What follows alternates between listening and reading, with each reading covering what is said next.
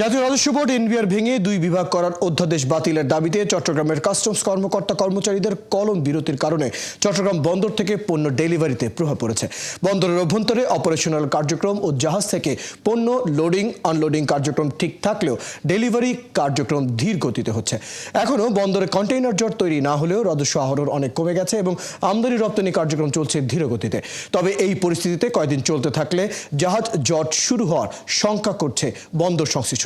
বৃহস্পতিবার ৩টা পর্যন্ত এই কলম বিরতি চলবে। এর আগে জাতীয় রাজস্ব বোর্ড এনবিআর ভেঙে দুই বিভাগ করার অধ্যাদেশ বাতিলের দাবিতে এনবিআর সংস্কার ঐক্য পরিষদ সারা দেশে ৩ দিন ব্যাপী কর্মসূচির ঘোষণা দেয়। অবিলম্বে এই অধ্যাদেশ বাতিলের দাবি জানিয়েছে সংস্থাটি। রাজস্ব আহরণ বা বন্দরকে সচল রাখার বিষয়ে একটা প্রতিবন্ধকতা হবে।